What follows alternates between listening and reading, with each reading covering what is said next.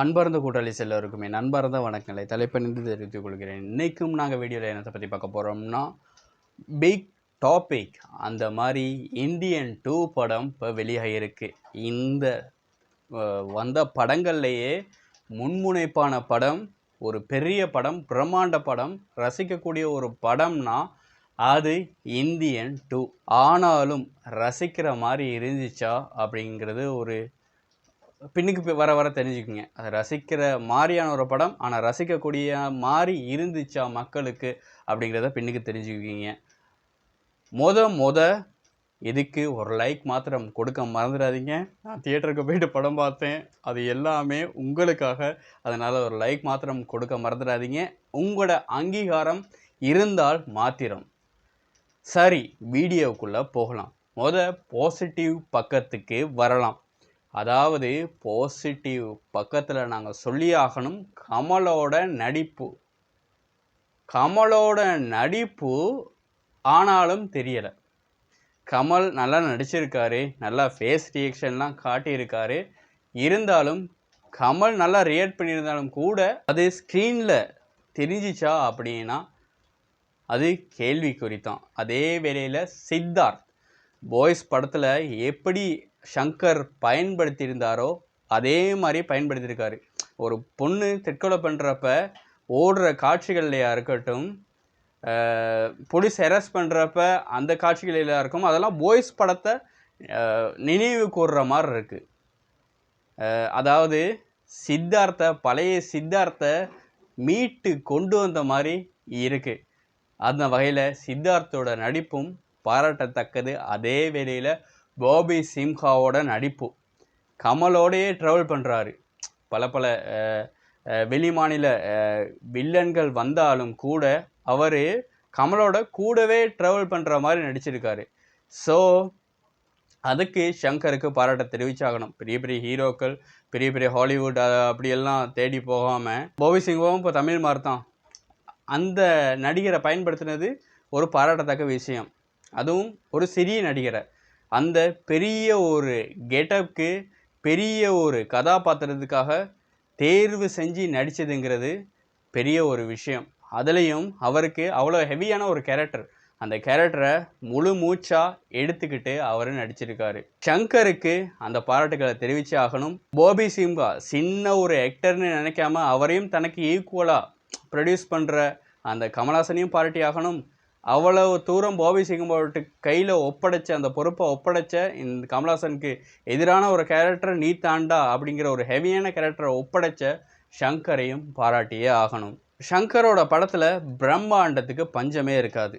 அந்த மாதிரி இந்த படத்துலேயும் பிரம்மாண்டமான காட்சிகள் இருக்குது.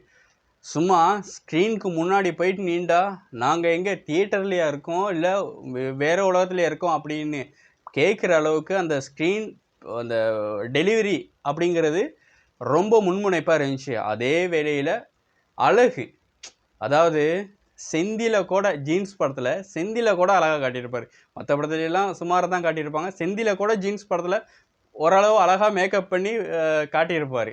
அந்த மாதிரி இந்த படத்துலையும் எல்லாத்தையும் அழகாக காட்டியிருக்காரு.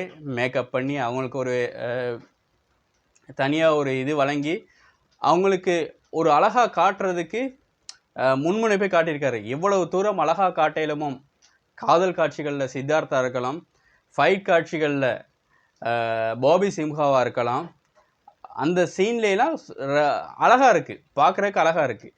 அந்த படத்தை பார்க்குறப்பயே ஒரு ஸ்க்ரீனை வச்சு மாத்திரம் ஒரு படத்தில் ஒரு சீனை படத்தை பார்க்காதவங்களுக்கு போட்டு காட்டி இது ஷங்கரோட படம் தான் அப்படின்னு சொல்கிற அளவுக்கு அந்த காட்சிகள் இருந்துச்சு. அந்த வகையில் ஷங்கரோட அழகாக காட்டணும், பிரம்மாண்டமாக காட்டணும். அதாவது பிரம்மாண்டமாக காட்டணும்னா அன்னியின் படத்தில் லோரிக்கெல்லாம் பெயிண்ட் அடித்து அனுப்பியிருப்பார். அதே மாதிரி சிவாஜி படத்தில் தொப்பைக்கெல்லாம் பெயிண்ட் அடித்து காட்டியிருப்பார், சிங்கம் மாதிரி, ரஜினிகாந்த் உருவம் மாதிரி. அந்த மாதிரியெல்லாம் பெயிண்ட் அடித்து காட்டியிருக்காரு. பெயிண்ட் அடித்து காட்டுறதுலேயும் ஒரு தனி திறமை வேணும். பில்டிங்க்கு பெயிண்ட் அடிச்சிருக்காரு இந்த படத்தில். பில்டிங் அவ்வளோ பெரிய பில்டிங்க்கு எப்படா அப்படி பெயிண்ட் அடித்தார் அப்படின்னு கேட்க வைக்கிது எங்களுக்கு. அந்த வகையில் பிரம்மாண்டத்தின் உச்சகட்டம் ஷங்கர். அதே வேளையில் நெடுமுடி வேந்தன் பாபி சிம்ஹாவுக்கு அப்பா கேரக்டரில் வராரு. அவரும் இந்தியன் பார்ட் 1ல் இருக்கார், இந்தியனில் இருக்கார். அதே மாதிரி இந்தியன் 2லையும் வரைக்கும் உயிரோடு இருந்தது சங்கர் கொடுத்து வச்சிருக்கணும். அவரை வச்சு ஒரு படம் பண்ண வேண்டிச்சு. அவரோட நடிப்பையும் பாராட்டியாகணும். இவ்வளவு காலம் ஏன் அவரை இடத்துல பயன்படுத்தலைன்னு தெரியலை. ஷங்கருக்கு ஒரு பாராட்டுகள். அந்த வில்லனை அப்படியே கொண்டு வந்து இந்தியன் 2ல் வைக்கணும் அப்படின்னு முடிவு பண்ணியிருக்காரு.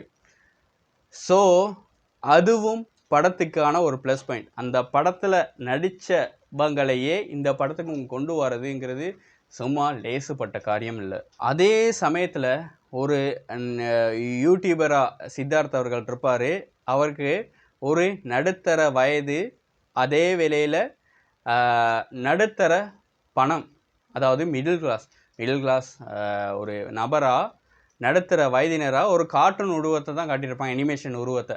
அதை அச்சொட்டா அப்படியே பொருந்திருக்கு. அனிமேஷன் உருவம்னு அது தெரியுது, பெரிய பெரிய கழுத்து அதெல்லாம் தெரியுது. ஆனாலும் படத்தில் அது வந்து ஒரு அனிமேஷன் சீன்னே பார்க்கல, அது உண்மையான ஒரு உருவமாக அதை யோசிக்க தோணுது. அந்த வகையில் அந்த சீன்ஸையும் அழகாக செஞ்சுருக்காங்க, நேர்த்தியாக செஞ்சுருக்காங்க. இதில் ஒரு காட்சியில் கமல்ஹாசன் சொல்லுவார், 40 வயசுக்கு உட்பட்டவர்கள் மட்டும் இந்த வீடியோவை பாருங்கள், அதுக்கு மேலே உள்ளவங்க பார்க்காதீங்க, ஏன்னா உங்கள்கிட்ட காலம் முடிஞ்சு போச்சுங்கிற மாதிரி கழிச்சிருப்பார். உண்மைத்தான். ஷங்கர் அவர்கள் இளைஞர்கள் மனசை கவரும்படியாக இந்த படத்தை எடுத்திருக்காரு. அதே வேளையில் 40 வயதுக்கு மேற்பட்டவர்களால தான் இங்கே பிரச்சனையே ஆரம்பம்னு சொல்லாமல் சொல்லியிருக்காரு ஷங்கர். ஸோ இளைஞர்கள் மனசை, அதாவது யூடியூபராக இருக்கட்டும், ஹேஷ்டேக்காக இருக்கட்டும், இந்த மாதிரி வசனங்களாக இருக்கட்டும், அதில் இளைஞர்களை குறிப்பிட்டே அந்த படம் எடுக்கப்பட்டிருக்கு. அந்த வகையில் அதில் வெற்றியும் கண்டுட்டார் ஷங்கர். இதில் வந்திருந்த விவேகா இருக்கட்டும், மனோபாலாவாக இருக்கட்டும், அவங்க இந்த படத்துக்கு உயிர் கொடுத்தது மூலமாக இவங்களும் ஈரோட வந்துட்டாங்க. எங்களுக்கெல்லாம் பார்க்குறப்ப அவ்வளோ சந்தோஷமாக இருந்துச்சு. இந்த படத்தில் இவங்களும் இருக்காங்கடா, இறந்தாலும் இந்த படத்தில் இவங்க உயிரோட பார்க்க கிடைக்குதே, அதுவே மிகப்பெரிய பாக்கியம் அப்படின்னு நினச்சவங்க கூட இருக்கக்கூடும். ஏன்னா நானும் அப்படி தான் நினச்சேன். அந்த வகையில் விவேக்கும் மனோபாலையும் இந்த படத்தில் உட்செலுத்தினது இந்த படத்துக்கு கிடைச்ச ஒரு வெற்றி. இன்னொரு வகையில் இந்த படத்துக்கு முக்கிய காரணம் இந்த படத்தின் வசனங்கள். அதாவது கமல்ஹாசன் ஒரு சீனில் சொல்லுவார், முன்னையெல்லாம் டாய்லெட் சுவரில் கிறுக்கிக்கிட்டு தெரிஞ்சவங்க எல்லாம் இப்போ ஃபேஸ்புக்கில் எழுத ஆரம்பிச்சிட்டாங்க அப்படிம்பார். அது எவ்வளவு தூரம் உண்மை, அதையும் நான் யோசித்து பார்த்தேன். உண்மை தானே? டாய்லெட் சுவரில் தூசண வார்த்தைகளால், சில வேண்டத்தகாத வார்த்தைகளால் கிறுக்கிக்கிட்டு இருந்தாங்க. சோக்கை எடுத்துக்கிட்டு, பென்சிலை எடுத்துக்கிட்டு, பேனாவை எடுத்துக்கிட்டு கிறுக்கிட்டு இருந்தாங்க. அவங்க இப்போ ஃபேஸ்புக்னு ஒரு தளம் கிடைச்ச பிறகு சொல்லத்தகாத வார்த்தைகளையும் சொல்லக்கூடாத காட்சிகளையும் அவங்க காட்டிக்கிட்டு வராங்க. அதை அப்படியே சொல்லியிருந்தார் கமல்ஹாசன். வாவ், எப்படியெல்லாம் யோசிக்கிறாரு, அமேசிங்காக இருந்துச்சு. அதற்கு வசனங்கள், இந்த படத்தின் வசனங்கள் ஒரு முக்கிய காரணம். இதில் குறிப்பிட்டே ஆக வேண்டும். சமுத்திர கன்னியை ஹீரோ மாதிரி காட்டிட்டு, நல்ல ஒரு அப்பாவா, நல்ல ஒரு தந்தையாக காட்டிட்டு, அவரையே ஒரு வில்லனாக, சித்தார்த்துக்கு ஒரு வில்லனாக அவரையே காட்டுறாங்க. அது அந்த டேலண்ட் வந்து செம டேலண்ட். வில்லே மாதிரி காட்டுவாங்க, பிறகு ஹீரோ மாதிரி காட்டுவாங்க, திருப்பியும் வில்லனாகவே மாறுற அந்த கேரக்டர், அதுவும் ஒரு வித்தியாசமாக இருந்துச்சு இந்த படத்தை பார்க்குறப்ப. யாருமே ஒரு வில்லனை காட்டிட்டு ஹீரோவை காட்டுவாங்க, ஹீரோவை காட்டிட்டு இல்லை வில்லனை காட்டுவாங்க. ஆனால் வில்லனா ஒருத்தரை காட்டிட்டு அவரை நல்லவராக சித்தரிச்சுட்டு திருப்பியும் வில்லனா மாற்றுறது இந்த படத்தில் மட்டுமே கைகூடியது. சரி, நெகட்டிவ் பக்கத்துக்கு வருவோம். நெகட்டிவ் பக்கத்தில் சொல்லப்போனால் நிறைய விஷயங்கள் இருக்குது. படத்தை பிரம்மாண்டமாக 7 வருஷம் கஷ்டப்பட்டு எடுத்திருக்காங்கங்கிறது உண்மை. ஆனால் இதில் பயன்படுத்தப்பட்ட ஹீரோக்களை அழகாக பயன்படுத்திட்டாங்க. ஹீரோக்களைனா கமல்ஹாசனியாக இருக்கட்டும், சமுத்திரக்கனியாக இருக்கட்டும், விவேக், மனோபாலா, அந்த மாதிரி பாபி சிம்ஹா, சமுத்திரக்கன்னி, அவங்களையெல்லாம் நல்லா பயன்படுத்தினாங்க. பெரிய பெரிய ஹீரோக்களாக பயன்படுத்திட்டாங்க.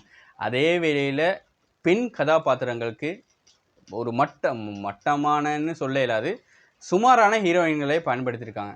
கொஞ்சம் அதுக்கும் ஒரு கிராண்டாக ஒரு ஹீரோயின்ஸை போட்டிருந்தா, அந்த பெண் வேடங்களை தரித்தவங்களை போட்டிருந்தா இந்த படம் இன்னும் செம்மையாக இருந்திருக்கும். இந்த படத்தை இந்த ஹீரோ அந்த பெண் கதாபாத்திரங்களுக்காகவே பார்க்கக்கூடிய ரசிகர்கள் இருக்காங்க, இளைஞர்களும் கூட. அந்த வகையில் இது அந்த காட்சிகளை மிஸ் பண்ணிருச்சு இந்த படம். குறிப்பிட்டு சொல்லப்போனால் ஷங்கரோட படங்களில் ஐஸ்வர்யாவாக இருக்கட்டும், அந்த மாதிரி உலகளகி தேவையில்லை. ஜீன்ஸ் படத்தில் ஐஸ்வர்யா வந்தாங்க, அந்த மாதிரி உலகளகி தேவையில்லை. கொஞ்சம் கிராண்டான ஹீரோயின்ஸையே நடிகைகளையே பயன்படுத்தி இருக்கலாமோ என்று எனக்கு தோணுது. ஏன்னு சொன்னால் பெரியவங்க வயசுக்காரவங்கள 40க்கு 45க்கு 50க்கு மேற்பட்ட வயசுக்காரவங்கள இந்த படம் செட்டிஸ் பண்ணிடும். இளைஞர்களில் செட்டிஸ் பண்ணணுன்னா ஹீரோயின்கள் பக்கம், நடிகைகள் பக்கம் கவனத்தை ஷங்கர் திருப்பியே ஆகணும். சில விஷயங்களில் எனக்கு அந்நியன் படத்தையும் அதே வேளையில் ஜென்டில்மேன் படத்தையும் தொட்டுட்டு போனதா படங்களில் சில சாடைகள் வருது. அதாவது அதில் ஒரு நபர் ஒரு சிறுவன் தற்கொலை பண்ணிக்குவான். ஒரு லோரியில் ட்ரெயினில் அடிபட்டு தற்கொலை பண்ணிக்குவான். அது பீனித் ஜென்டில்மேன் படத்தில் லோரியில் அடிபட்டு சாகிற மாதிரி ஒரு சீன். அதாவது லோரியில் தற்கொலை பண்ணிக்குவார், இவர் ட்ரெயினில் தற்கொலை பண்ணிக்குவார். இந்த மாதிரி சீன்கள், அதுவும் அழுகிறது, அந்த அந்த சிறுவன் அழுகிறது, அக்காவுக்காக அழுகிறது, அது அர்ஜுன் அழுகிற மாதிரி. அந்த மாதிரி சீன்களை, ஒரு சாயல்களை தவிர்த்திருக்கலாமோ என்று எனக்கு தோணுது. அப்புறம் இன்னொன்று, சோஷியல் மீடியாக்களை நல்லா பயன்படுத்தியிருக்காரு ஷங்கர் அப்படிங்கிறது ஒரு பக்கம் ஏற்றுக்கத்தான் வேணும். அதாவது சோஷியல் மீடியாக்கள் பக்கம்தான் இந்த காலத்து இளைஞர்கள் இருக்காங்க. இந்த காலத்தில் உள்ள மக்கள் சோஷியல் மீடியாக்களோட தாக்கம் ரொம்ப அதிகமாக இருக்குது அப்படிங்கிறத புரிஞ்சுக்கிட்டாரு ஷங்கர். ஆனால் அதே வேளையில் ஹேஷ்டேக் எதுக்கு பாய்க்கணும்னு தெரியாதா? கமல்ஹாசன் வாரதுக்கும் ஹேஷ்டேக் பாய்க்கிறாரு, கமல்ஹாசன் போகிறதுக்கும் ஹேஷ்டேக் பாய்க்கிறாரு. கமல்ஹாசனை வர சொல்கிறதுக்கு ஹேஷ்டேக்கை போட்டு தான் வர சொல்கிறாரு. ஹேஷ்டேக்கை தட்டினோடனே வந்துடுறாரு கமல்ஹாசன். ஹேஷ்டேக்கு போட்டு அனுப்பணும் அப்படின்னா ஹேஷ்டேக்கை தட்டுறாரு, ஹேஷ்டேக்கை தட்டினோடனே கமல்ஹாசன் போயிடுறாரு. இந்த மாதிரி ஹேஷ்டேக் அப்படிங்கிறத ஷங்கர் தவறாக உணர்ந்து கொண்டார். அதே வேளையில் இந்த படத்தில் எக்கச்சக்கமான ஆபாசம்னு நினைக்கிறவங்களுக்கு ஆபாசமாக இருக்கும், ஆபாசம்னு நினைக்காதவங்களுக்கு இதெல்லாம் பார்த்து பழகுனதப்பா, பழைய இங்கிலீஷ் படத்தில் பார்த்துருக்கோமப்பா அப்படின்னு சொல்கிறவங்களுக்கு இது பெருசாக கணக்கெல்லாம் இருக்கலாம். இருந்தாலும் சிறுவர்களை கூட்டிக்கிட்டு அந்த ஒரு ஆமையை தொப்புளுக்கு மேலே போயிட்டு அந்த அந்த பாகத்துக்கு மேலே, பெண்ணுண்ட மறைச்சி வைக்க வேண்டிய பாகம் மேலே ஏறி போகிற மாதிரி காட்டியிருப்பாங்க படத்தில். அது வேண்டத்தகது. அது ஏன் அந்த சீன் தேவையில்லாடி ஏன் ஷங்கர் அவங்க வைக்கிறீங்க? இந்த படத்தை 7 வருஷத்துக்கு பிறகு ஒரு நல்ல படம் வருதுன்னா எல்லாரும் பார்க்க வருவாங்க, கிளம்பி படையெடுத்து வருவாங்க தியேட்டருக்கு. அதை ஏன் உணர்ந்து கொள்ள சிறுவர்களையும் கூட்டி கொண்டு தான் வருவாங்க. சிறுவர்களை கூட்டிக்கிட்டு வரப்ப இந்த சீன்ஸ் நடக்கிறப்ப முகம் சுளிக்க வைக்குது. அதாவது அம்மா அப்பாவோட போன ஒரு குழந்தைக்கு அந்த சீனை ரசித்து பார்த்துக்கிட்டு இருக்கும். அந்த குழந்தைக்கு இன்றைக்கு என்னன்னே தெரியாது, அம்மாவும் அப்பாவும் முகத்தை பார்த்துக்குவாங்க அப்படின்னு எனக்கு தோணுது. அதனால் இந்த சீன்ஸை வைக்காமல் இருந்திருக்கலாம். இவ்வளோ பிரம்மாண்டமான படம், இவ்வளோ அழகான படம், இவ்வளவு நாளைக்கு சென்று வருது, இவ்வளோ நாள் சென்ற பிறகு இந்த படம் வருது. அப்படிங்கிறப்ப இந்த படத்தின் பால் மக்களின் கவனம் ஈர்க்கப்படும். அதை உணர்ந்து ஷங்கர் செயற்பட்டிருக்கலாமோ என்று எனக்கு தோன்றுகிறது. சரி, கமல் இந்தியன் 1, அதாவது இந்தியன் 1 வரல, இந்தியன்னு வந்துருந்துச்சு. அந்த படம் கமல் இளமையாக இருக்க காலத்தில் அந்த படம் வந்துருந்துச்சு. அப்போ கமலுக்கு முதியவர் தோற்றம், அதுக்கு ஒரு வேஷம் தேவைப்பட்டது. அதுக்கு மேக்கப்லாம் போட்டு எடுத்துருக்கலாம். அதை கூட பெர்ஃபெக்டாக எடுத்துட்டாங்க. மேக்கப் போட்டு அப்படியெல்லாம் எடுத்து அந்த சீன்ஸ் கூட ரசிக்கும்படியாக இருந்துச்சு. ஏன்னா அப்போ மேக்கப் போட்டே ஆகணும். ஏன்னா கமல்ஹாசன் இளமையோடு இருக்கார். இளமையோடு இருந்தாலும் அவருக்கு வயது போன கேரக்டர் ஒன்று கொடுத்துருக்கோம், மேக்கப் போட்டு காட்டணும். இப்போ கமலுக்கு வயசு போச்சா இல்லையா? நீங்களே சொல்லுங்கள். வயசு போச்சு, சரியா? வயசு போனால் இப்போயும் அவருக்கு மேக்கப் தேவையா? வயது போன இதில் நடிக்கிறதுக்கு வயசு போன ஒரு மேக்கப் தேவையா? தேவையே இல்லை. கமல்ஹாசன் மேக்கப்பே இல்லாமல் நடிச்சிருக்கணும். இருந்தாலும் மேக்கப் இருக்கணும் அப்படின்னு ஆசைப்பட்டாலும் கொஞ்சம் மேக்கப் டச்சப் மட்டும் பண்ணியிருக்கலாம். டச்சப் மட்டும் பண்ணிட்டு விட்டுருக்கலாம். இது மேக்கப் போட்டு முழுகி சாணியை போட்டு இதில் முழுகுவாங்களே, வீடுகளில் முழுகுவாங்களே, முழுகுன்னு முழுகி அவரோட முகத்தில் சாணி அடித்து அப்படியே அந்த படத்தில் அவர் ரியாக்ஷனே தெரிய மாட்டேங்குது, ஃபேஸ் ரியாக்ஷனே தெரிய மாட்டேங்குது. ஒரு பொம்மை வந்து இருக்க மாதிரி தான் அவர்கிட்ட முகமே தெரியுது. அவர்கிட்ட உடம்பு மட்டும் அடிக்குது, இப்படி இப்படின்னு அடிக்குது. ஆனால் அவர்கிட்ட முகம் அப்படி அப்படியே சிரிக்குது. கஷ்டப்பட்டுக்கிட்டே சிரிக்கிறாரு, கஷ்டப்பட்டுக்கிட்டு டைலாக் பேசுகிறாரு. அதுவும் ஒன்று கவனிக்க வேண்டிய ஒரு விஷயம். இனி வர டிரெக்டர்ஸ், இனி சங்கர் வந்து இவ்வளவு பெரிய பிரம்மாண்ட படங்கள் இவ்வளவு தூரம் எடுத்து வந்த டிரெக்டர்ஸ் வந்து இப்படி பண்ணுவாரா? ஸோ இதையும் சங்கர் அவர்கள் கவனிச்சே ஆக வேண்டும். அதே வேளையில் கோப்ரா படத்தை பார்த்த மாதிரி தான் இருந்துச்சு. அந்த விக்ரம் நடிச்சிருந்தார் கோப்ரான ஒரு படம், அந்த படத்தை பார்த்த மாதிரி தான் இருந்துச்சு. கோப்ரா படத்துலேயும் அப்படி தான், வாய் மட்டும் அசையும், ஆனால் கண்ணு எதுவுமே அசையாது.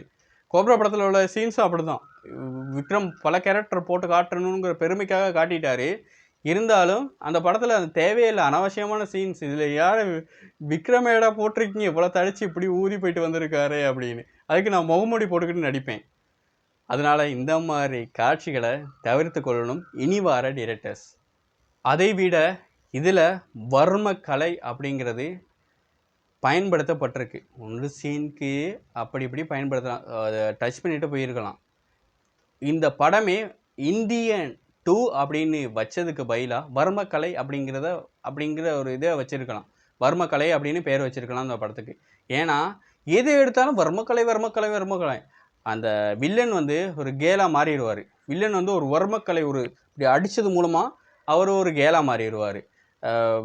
எல்லாத்துக்கும் நோய்கள் வரும், எல்லாத்துக்கும் பக்கவாதம் வரும், எல்லாத்துக்கும் அப்படி இப்படி எல்லா சீன்ஸும் இருக்குது. வர்மக்கலை. இந்த மாதிரி குதிரை இப்படி குதிச்சு போவாங்க. அந்த குதிரை சீன், எல்லா சீன்கள்லையும் வர்மக்கலை. இந்த படம் பூராவும் வர்மக்கலை.